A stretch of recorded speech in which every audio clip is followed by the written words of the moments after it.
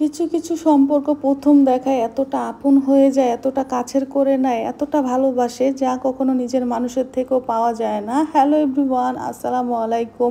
এই সম্পর্কগুলি যে কী নাম দেবো ভেবে পাই না। তো যাই হোক, গতকাল রাত্রে আমাদের একটা দাওয়াত ছিল। তো যে মামি ম্যাচিং ম্যাচিং ড্রেস নামিয়ে নিয়েছি। অলওয়েজ আমরা যেটা করি ম্যাচিং ম্যাচিং ড্রেস পরতেই পছন্দ করি। তো যাই হোক, বাচ্চাদের রেডি করে আসলে তাদেরকে ওয়েট করানো যে কতটা কষ্টের তাই মাই জানে। কখন তাদের পাপা আসবে, কখন তাদের নিয়ে যাবে, শুধু এইটাই বলতে থাকে। তো এই যে কথা বলতে বলতে আমরা চলেও এসেছি।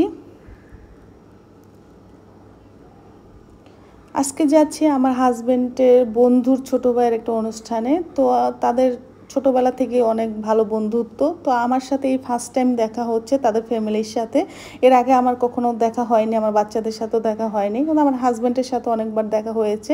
কিন্তু তাদের সাথে দেখা করে তাদের সাথে মিশে মানে এতটা ভালো লাগলো, এতটা আন্তরিকতা, তাদের এতটা ভালোবাসা, এতটা কাছে টেনে নিয়েছে কি আর বলবো। মনে হয় যে তাদের সাথে আর অনেকবার দেখা হয়েছে, অনেকবার কথা হয়েছে, এটাই ফার্স্ট টাইম না, আরও হয়েছে। তো যাই হোক, তাদের সাথে না মিশলে আসলে বুঝতেই পারতাম না মানুষ যে প্রথম দেখায় এতটা ভালোবেসে ফেলে, এতটা আন্তরিকতা দেখাইতে পারে। তো আসার পরে আমাদের অনেক ধরনের খাবার দিয়েছে।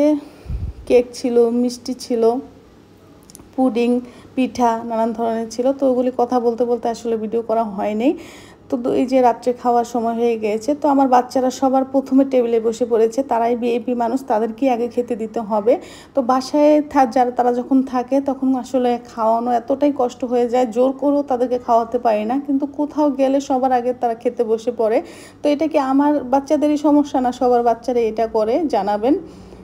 তো যাই হোক, তারা তাদের পছন্দ মতো খাবার খাচ্ছিল। ওখানে কাচ্চি ছিল, কাচ্চি আমার দুনো বাচ্চা খুবই পছন্দ করে। তো এই যে আমরা ভিতরে বসে গল্প করতেছিলাম, আর আমার বড় ছেলেও খেতে বসে পড়েছে। এক এক করে সবাই মিলে খেতে বসে পড়তেছে, যে যেখানে পারতেছে। কারণ বাসাটা একটু ছোট ছিল, ছোট হলেও খুবই পরিপাটি, সুন্দর গোছানো ছিল। আমার কাছে খুবই ভালো লেগেছে বাসাটা।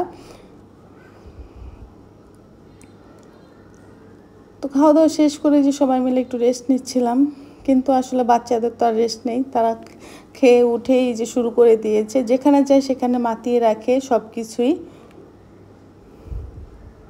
মনে হয় যে এদেরই বাড়িঘর, এরা এই বাসায় ফার্স্ট টাইম আসে নাই, এদের আরও আসা হয়েছে। তো যাই হোক, খাওয়ার পরে অনেক ডেজার্ট আইটেম ছিল। এখানে পায়েস ছিল, ছানা, চমচম, মিষ্টি। তো আমার মেয়ে এখানেও এসে প্রথম এসে পায়েসটার উপর হানা দিয়েছে, কারণ পায়েসটা দেখতে অনেক লোভনীয় ছিল, খেতে তো আরও বেশি মজা হয়েছিল, অনেক ভালো লেগেছে। এত আইটেম কোনটা রেখে কোনটা খাবো ভেবেই পাওয়া যায় না দাওয়াতে গেলে। তো খাওয়া দাওয়া শেষ করে সবাই আসলে রেস্ট নিচ্ছিল। তো যাওয়ার সময় হয়ে গিয়েছে, এই যে সবাই বের হয়ে পড়েছে। তো ভিডিওটি যদি কোথাও ভালো লেগে থাকে প্লিজ লাইক, কমেন্ট, শেয়ার করে দিবেন। আল্লাহ হাফিজ।